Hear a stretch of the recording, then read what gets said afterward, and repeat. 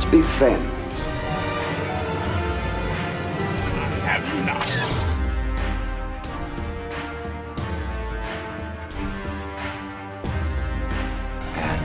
Here we go.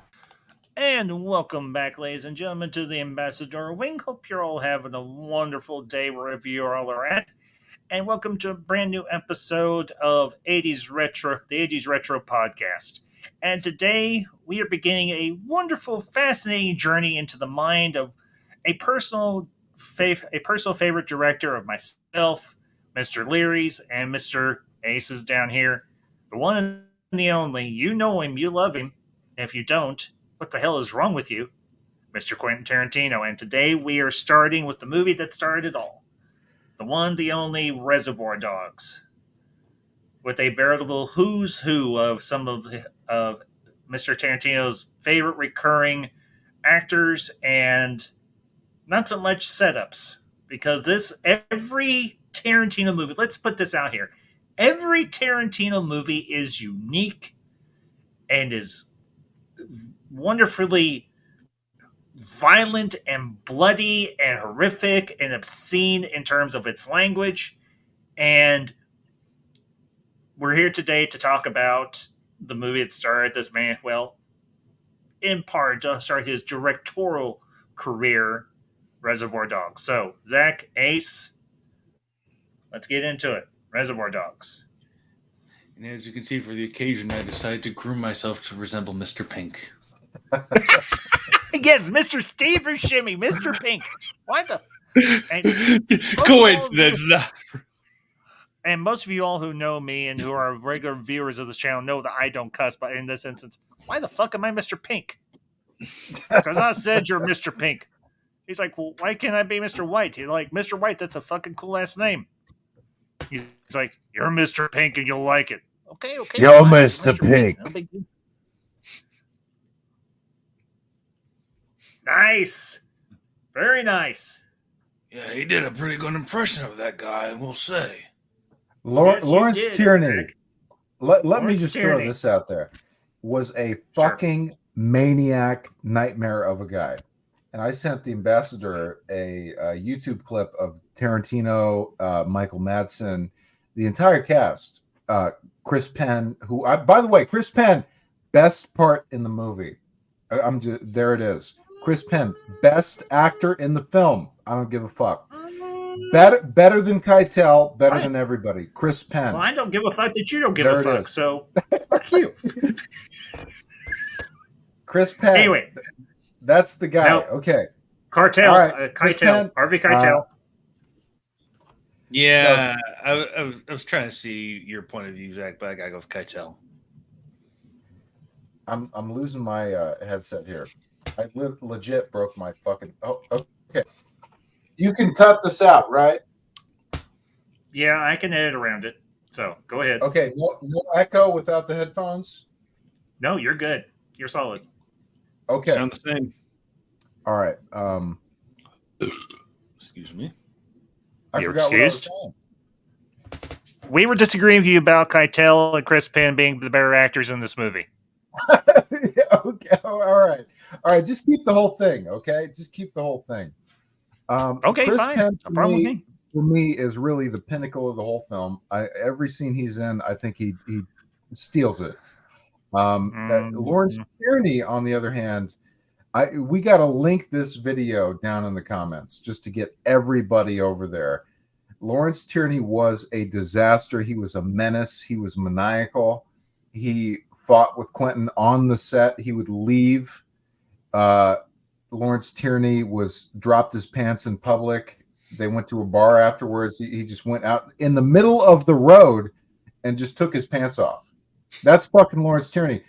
The Chris Penn has such a great Lawrence Tierney story that I can't even tell it. That's how good it is. I would rather everybody go and check out Chris Penn's Lawrence Tierney story.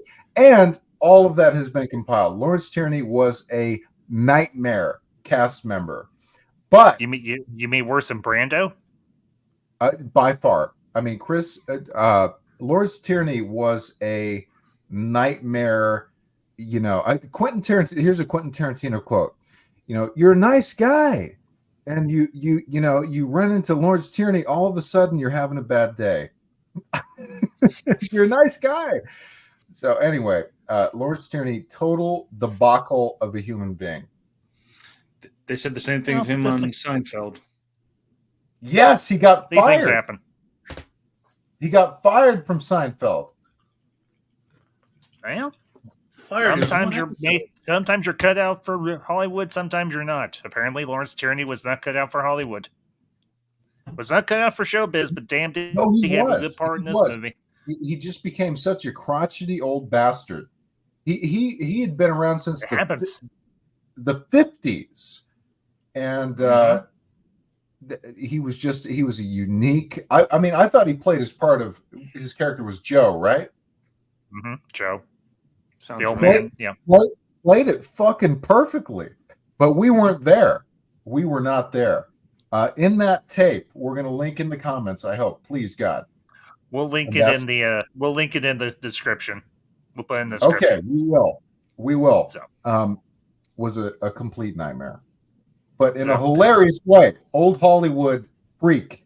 I mean, that's how the best I can respect that. Anyway, in terms of the movie itself, it's a fairly straightforward storyline. You got this crew of crooks who are robbing this diamond exchange. You've got Lawrence Tierney playing Joe, the old man who's part of this crime family or this syndicate or whatever. You've got his son who's kind of a screw up. Well, as he says it, I'm a fuck up. I know it. And he even admits it.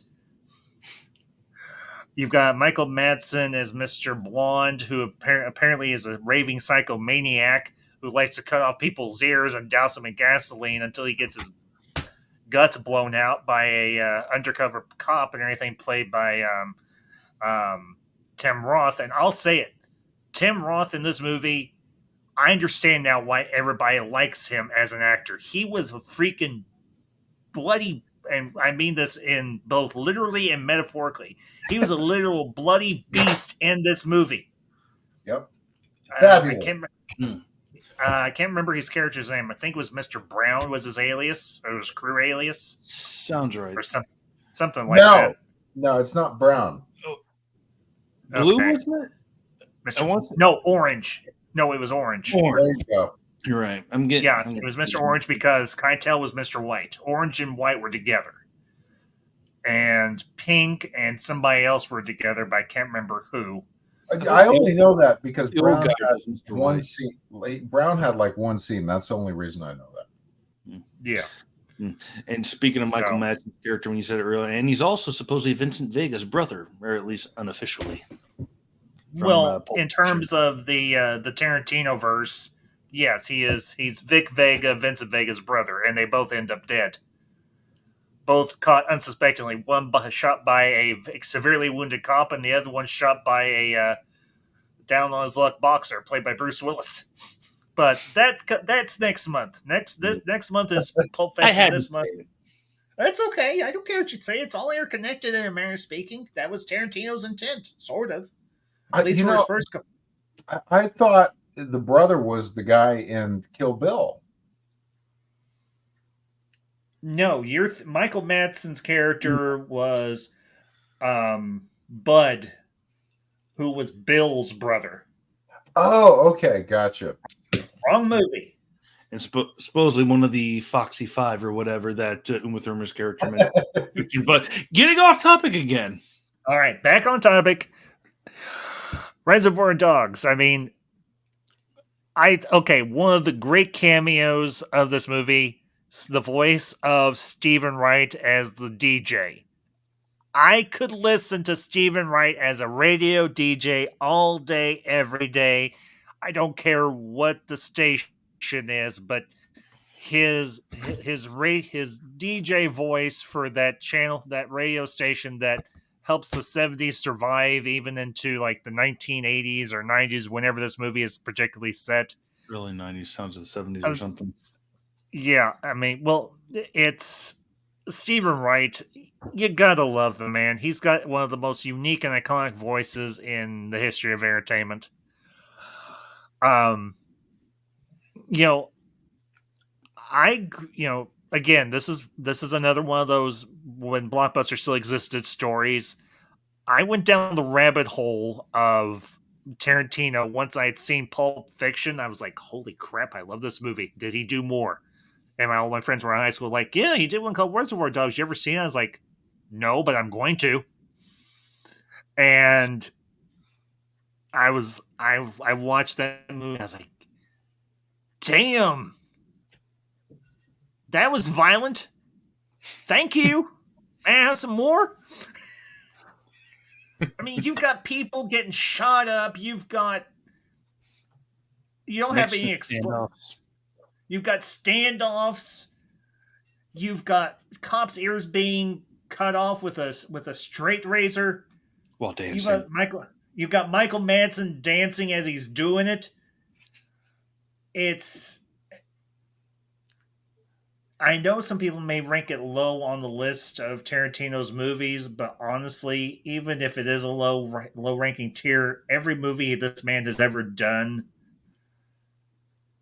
is, in one form or another, a masterpiece. I mean, Yeah, I know this. Go ahead, Zach. Go ahead. You sure? Yes, please. Okay. I think it's only a masterpiece and well regarded because it's Quentin.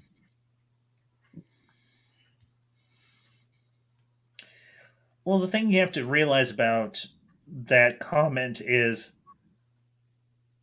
Quentin Tarantino has a very respectable position and persona and career in Hollywood. He does the movies that no one else wants to do or is afraid to do, or does them in a way that nobody else would try. So, is this a very straightforward idea for a story, a jewelry heist? Yes. No, I don't think so. It's unique. It is unique. Well, what I was going to say is the idea of a group of crooks robbing a jewelry exchange relatively straightforward? Yes. Yeah. Is the way that Tarantino approaches it unique? Definitely yes. So go ahead, Zach. Totally agree. I mean, it's a genre film, and Tarantino says in interviews, based on what his intention is, that I'm going to go into a genre and flip it around and kind of change it around, but stay true to what the genre is, which is a great approach. I mean, so another quote by him is, I want to deliver the goods on whatever that genre is, and yet kind of do something else. Okay, so I think he delivers that, and there's no doubt about it. He delivers that in Reservoir Dogs. But at the same time, I think based on his later work, I mean, I see the problem for me is, and I do like the film, what kind of avenges some of the problems that I see within the film is the ending and the relationships between the characters. But I mean, you have to kind of view it in terms of his filmography, which I think hurts the film. Well, if you think about it, yeah, because this was his first time out as a director and everything. He had not done a movie before this. He was a writer or co-writer on True Romance, which I've heard a dozen other people say, I need to see this movie because it has his early fingerprints on it. It is good, but Reservoir Dogs for me is a little amateur. I mean, you look at it. I mean, it's got some amazing moments, but if you take a look at so in doing my research for your podcast here, Siskel and Ebert both gave it a thumbs down. They called it vacant and without substance. Oh, they said something similar about the first Ninja Turtles movie, so they have no valid opinion. Yes. That movie. The Ninja Turtles movie. Look, here's and Ace. Your thoughts on Reservoir Dogs? Well, I had the positive experience of seeing it after I saw Pulp Fiction because, frankly, that was my first Tarantino movie, and I saw it and I thought, that's it. I kind of went through an anti-Tarantino phase for I don't know how long it was, but I thought, he's an overrated director. He's still mildly overrated, but I don't think he's as overrated as I once thought. And then I saw Reservoir Dogs, and I kind of saw like how he started here, and they went to Pulp Fiction later, like Kill Bill, and then Hateful Eight. It's like, okay, now I get it. Now I can find things respective about him, and like the positive of Reservoir Dogs is kind of considered more of a cult status movie compared to Pulp Fiction, so it's not as overrated. Like some people say it's over. I think, oh no, it's fine, it's good. It's not the greatest thing ever, but it's an entertaining. It's a fun, entertaining movie. It's got some interesting characters that will bring you in. I mean, personally, for me, and I know I might be kind of going off of actors that I have a real fondness for or respect for.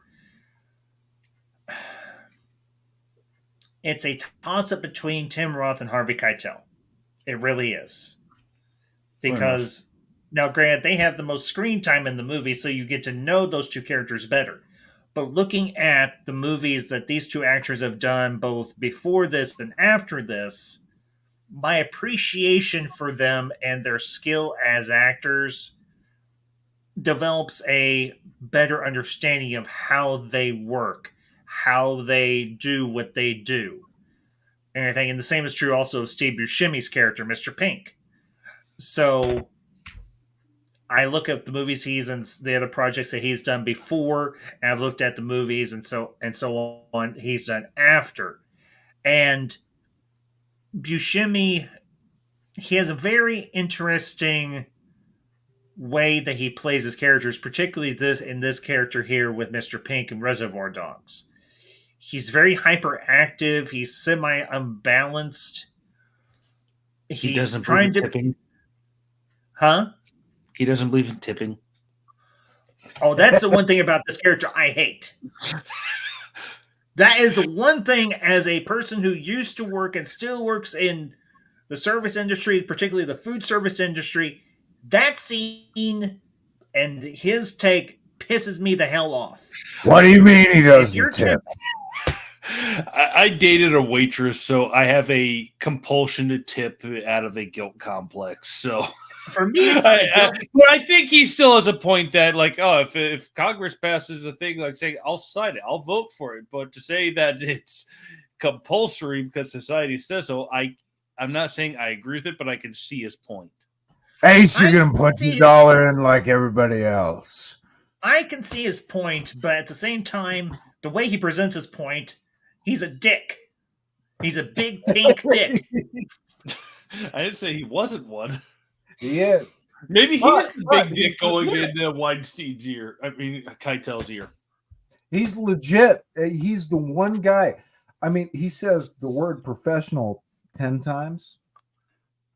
More. He's at the least. one guy. Yeah, he's the one guy trying to manage this shit show, basically. Yeah. Yeah, and here's the funny thing. The insider gets shot.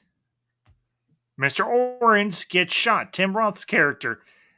And you think to yourself, once you find out, oh, he's the insider. He's the one that screwed all these guys over. I mean, yeah, they're crooks, and we're not necessarily supposed to root for them. And yes, he's a cop, and yes, I have family that's in law enforcement, or I was in law enforcement until they retired / passed away. But at the same time, the thing about undercover cops has always kind of rubbed me the wrong way, or undercover detectives or whatever, has kind of always rubbed me the wrong way. Yeah. So to me, this guy kind of got what was coming to him. He screwed all these guys over because they weren't hurting anybody. They weren't going to kill anybody unless they had to. And it was going to be in and out 2 minutes. Nobody shot, nobody killed, nobody died. They were just stealing some diamonds. That was it. Am I saying that's necessarily right? No, theft is wrong. But at the Right. same time, it's kind of a moral conundrum because Yes. we're kind of supposed to like these characters, but then we find out that one of the characters is an undercover cop and sells everybody out. But he gets shot, and you're like, "Well, you had it coming, you asshole." Well, I think all the main guys die. Yeah, they Even do. Mr. Even Mr. Pink, and Yeah. there's clues Granted, he within the dies film off that, screen, but yeah, we can assume yeah, that he dies. yeah, we can assume that. But Mhm. Mr. Orange is comfortable enough to tell Mr. White the truth there at the end, and those two guys formed a beautiful connection during the film, and it's really like kind of a. Tell me if you disagree. I mean, it's kind of like a father-son connection. Ace, your thoughts? I'm not sure if I ever looked at it that way, but I don't disagree. I wouldn't necessarily look at it as a father-son connection. I would look at it as more of a mentor-mentee because if you think about it, Mr. White is kind of the career guy in terms of, as a career criminal. He's pulled several jobs. He knows the ins and outs of this. He knows how to get in and out without getting himself killed or or necessarily having to Yeah, kill anybody else. He's and to add to what you're saying, he's been fucked before. Yes, that is true. The thing I will say about Mr. White is this. He's there for the job, to do the job and get out, and preferably get out clean. What clean means is he doesn't get hurt and nobody else, including his crew, gets hurt. He's there not to shoot up the place. He's not there to be a psychopath because you see how he reacts because of Mr. Blonde. Everything played by Michael Madsen, who is a psychopath. Yeah. Everything, he's like, we were supposed to be in and out 2 minutes. Nobody was supposed to get shot. Nobody was supposed to get hurt. You screwed the pooch. And now, granted, yes, in a way, I don't like alarms. yeah, and that I can understand. The thing is, if you put yourself in the mindset of the guys on the crew, Mr. Blonde is the oddball. He's the unbalanced element in this whole crew. If they had never put him in, it might have gone off without a damn hitch. Also, the truth is, as well, if they had never put Orange on the crew, it definitely wouldn't have gone on without a hitch because the cops would have never been clued onto it. But Blonde made a bad situation worse. That's the bad part of it. Okay, that's fine, Zach. Ace, your thoughts on any of the points I brought up or anything on your own end? Well, nothing in addition, but you could sort of see it from the very beginning of the movie because it's common knowledge now that Tarantino, that opening scene where they're all in the diner and they're talking or whatnot, it foreshadows what events have yet to come. Like obviously I don't know why I'm forgetting the character's name, but the guy who said, "Who didn't throw in a buck? Who didn't tip?" And who's it that rats him out? Yeah, Joe. Right? Yeah, and who rats out Mr. Pink didn't throw in the buck? Tim Roth's character. Yeah. And that's the foreshadowing, like, he's the rat in this whole thing. Mm-hmm. And I lost my train of thought with where I was trying to go. I'll pick it up for you. The diner scene is very iconic at this point because it's a piece of Tarantino iconography. It's one of his best known openings for any of his films. I mean, the diner scene, the scene in the car with Jules and Vincent Vega from Pulp Fiction. I've never honestly seen Jackie Brown, so I can't necessarily reference it. But the next one that I can reference is, of course, Kill Bill Volume 1 and 2. And that's when the bride shows up to one of the assassin crew's members' houses and decides to essentially kill her. So the diner scene does set the stage for this entire story, and I think it sets it in a way that's interesting. We get enough of an idea of who these characters are within the first. I think the scene lasts for maybe 5-6 minutes, maybe a touch more. I'm not sure, but which is kind of funny to think about, like how it's such a memorable scene. But the one of the big claims of fame is Tarantino ranting about Madonna and big dicks. He opens yes, of course. film with that. He opens the film with his own voice. Yeah. Mildly narcissistic. Yeah. Mildly. I wouldn't say full on, full blown. I tease. I know. It's okay. Look, yes, I am a fan of... first line.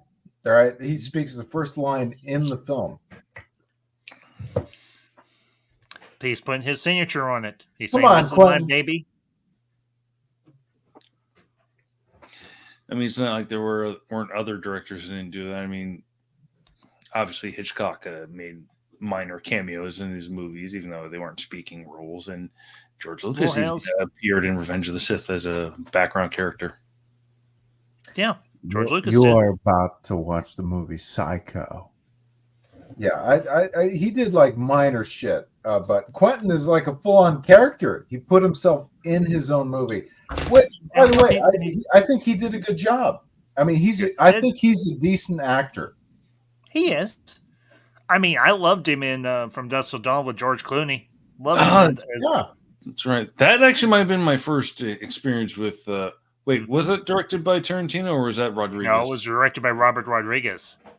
But it was written by Tarantino, I believe. I think so, yes. I think it was written by Tarantino, directed by Rodriguez. Okay, so that was one of the main collaborations between those two guys. That was my third or fourth Robert Rodriguez. I can't remember which because I know Sin City was either before or after that. First Tarantino was Pulp Fiction.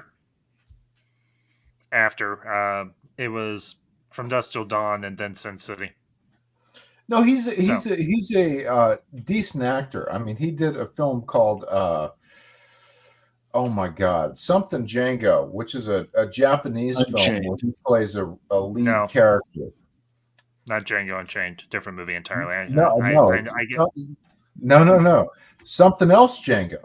The Japanese version of Django, he's in that film as a lead actor. I didn't know there was a Japanese one. Yep, it's called Something Django. And I actually have that film, and it sucks.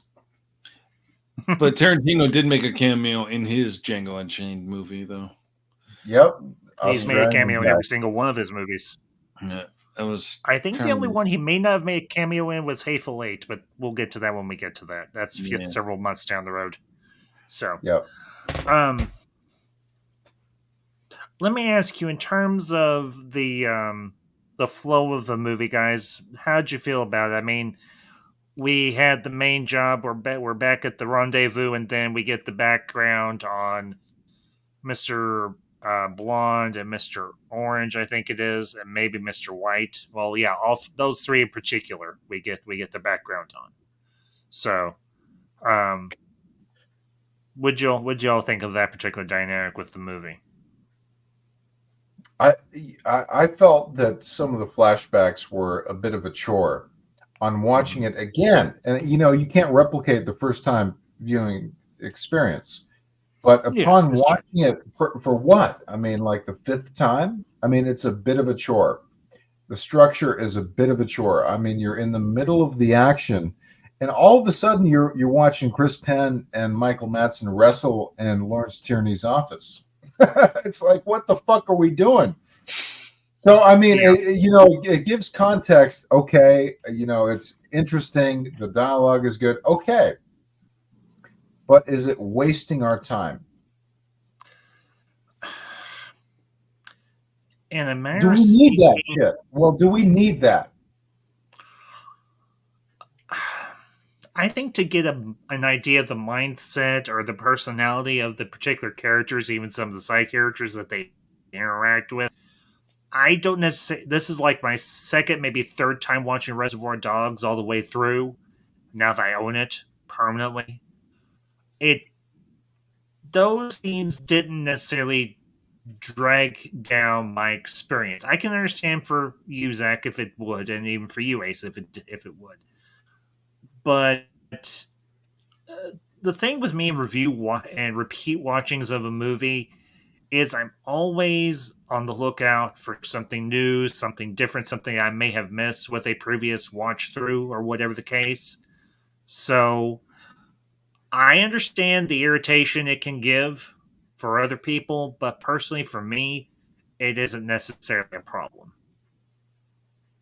So, of course, that's going around a long way to get to my answer, but the journey was worth it. So, anyway, went back to you, Ace. How did you feel about the flashback scenes with Blonde and White and Well, to give a roundabout answer, I was unconsciously ready for it because, like I said, the first Tarantino movie I saw was Pulp Fiction, and it was kind of told non-linearly, and the final, segment, I was just like, wait. This happened earlier in the movie, though, but you're showing it last. What the F is this? And because, I was kind of more tried and true movie buff snob at the time of if you do flashbacks, make sure they're linear, that you're showing the flashbacks linear simultaneously with the current plot linear and whatnot, while switching back and forth with consistency. I did not experience that with Pulp Fiction, but once I gave that a second view and adjusted to it, was like, okay, I can accept this. And going into Reservoir Dogs, I thought to myself, oh, okay, well, I wasn't bothered. Like, it took a little getting used to, just to, keep my bearings, but I wasn't bothered by it. If that makes any sense. So, 100%. Well, and here's the thing: I don't want to say belabor the point of this movie, because of Tarantino's movies, this one isn't particularly the deepest of all of them. So it's not that I don't want to necessarily cut short or anything, but I don't want to bore ourselves or bore the audience either way. So let's each give a closing thought on the movie, and then we'll call it an evening. So, Zach, you're up first, bud. I don't want your audience to think that I dislike Reservoir Dogs. I did enjoy it, but I think it is flawed. I don't believe it to be a masterpiece. And I think when you put it in competition, which maybe is a mistake with Tarantino's other films, I don't think it stands up to Django or Inglourious Bastards or many of his films. I mean, it is better than some. I mean, it's better than Death Proof, which you intend to get to, and some of these. It is good. It is good, but I think it might only be remembered because it's a Tarantino film. And I love Quentin. I really do. Decorating my little home studio right now, and there will be some Quentin posters on the wall. But Reservoir Dogs is not one. I do have love for Reservoir Dogs, but in comparison to stuff like Django, I mean, it just doesn't stand up. That being said, I mean, what he was doing at the time, highly impressive. I mean, Quentin, the real fucking deal from day one. And you can respect the writing, you can respect the direction. And for me, the film was good, but some of it was a chore. But what tied it all together for me was the ending, where Lawrence Tierney walks in and you have that final shootout, and it kind of ties the whole thing together. It's a good movie, but it's a little bit cavalier in terms of our time. Fair enough. Ace? I would say if you're someone who has somehow gone your entire life, I would assume or hope from adolescent to whatever you would consider an appropriate age to watch a Tarantino movie. If you've made it that far without having seen a single Tarantino movie, not understood any references people might have said, I would say Reservoir Dogs is probably a good place to start and keep an open mind to like maybe some nonlinear storytelling. It's worth checking out. And well, that's about it on my part. Try to keep it short and sweet so, some people can skedaddle if need be, if we're losing the audience's focus, I should say. Never. On my part, at least. As for myself, as a teen of the 90s, as a high schooler of the 90s, was Tarantino a massive part of the landscape during that decade? You damn right he was. Was this movie part of that landscape? You damn right it was. But was it more so Pulp Fiction than this one? Maybe, maybe not. Maybe people saw this and they're like, maybe some people saw Reservoir Dogs and are like, ooh, okay, I like this. What's he going to do next? Then you get Pulp Fiction. And that's where he blows everybody's socks off. And that's where he really hits the ground running. So, as I will say one final thing, as a fairly amateurish director at the start of his career, was it a good first effort? Yes. Did it have some issues with pacing and so on? It's all movies are going to. Amateurish or professional, it's not going to make a difference. But it was a good starting point for a director that we all here have immense admiration for and respect immensely, even though he would, from what I understand, he is somewhat of not a overly proud man, but at the same time, I think he would take the compliment if we said to you, Mr. Tarantino, Mr. QT, Quentin, thank you. Thank you for the journey and can't wait to continue with you all over the next several months. So, anyways, folks, we hope you all enjoyed the podcast today, wherever you're watching this from, on YouTube or wherever. And if you enjoyed this and you haven't hit the subscribe button on the channel, it's down there in the description. Make sure you hit it. Hit your notifications. That way you'll be notified whenever I go live or I upload one of these reviews. So y'all have a great day, a great night wherever you all are at. And until next time, these are the ambassadors. Signing off. Kim.